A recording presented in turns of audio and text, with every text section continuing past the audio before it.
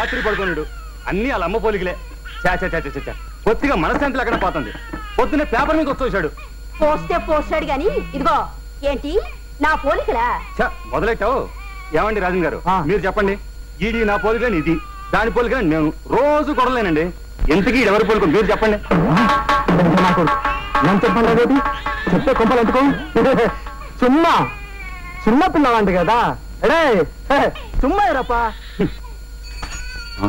ఇదిగో భాగ్యం గారు, ఆ భక్త ప్రహ్లాద క్యాసెట్ ఇస్తే పార్ట్ 2 ఇస్తాను. భలే టైంకి వచ్చావయ్యా. పట్టుకోవా. ఇదిగో నిన్ను ముక్కడగాలి. ఇటు రావయ్యా.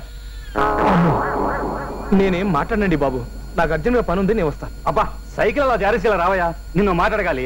వద్దండి బాబు, నన్ను ఇబ్బంది పెట్టకండి ప్లీజ్. ఇదిగో ముద్దుగా అడిగినప్పుడు రావాలి. మరి అది కాదండి. రావయ్యా. ఏం లేదయ్యా, మా ఎదో లేడు. ఈడే మా చంటోడు. ఈడి పోలికలు మా భాగ్యాన్ని అని నేను, నాయని మా భాగ్యం. ఇద్దరం కొట్టుకు చేస్తున్నాం అనుకో. తీరా పెద్ద మనిషి లేడు, అదే ఆ అరువోడు. ఆయన అడిగితే బ్రష్ నోట్లో పెట్టుకుని ముసిముసి నవ్వులు నవ్వుతాడు తప్ప నిజం చెప్పడం లేదు. నువ్వు కరెక్ట్ అయ్యా. నువ్వైనా చెప్పవయ్యా.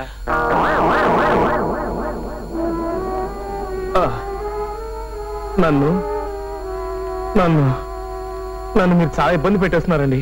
పోలీకి చెప్పమంటే ఇబ్బంది అంటాడు ఏమిటండి విడ్డూరం. చెప్పోయా. వీడికి తండ్రివి నువ్వే కాబట్టి నీ పేరే పెడదాం అనుకుంటున్నాను రాజన్. నా పేరు ఒకటే పెడితే పబ్లిక్ లో బాగుండదు భాగ్యం. కాబట్టి నీ పేరు నా పేరు కలిసేలా పెడదాం. మీరు అపార్థం చేసుకోనంటే చెప్తానండి. భాగ్యం గారు మీరు కూడా. అబ్బా చెప్పవయ్యా.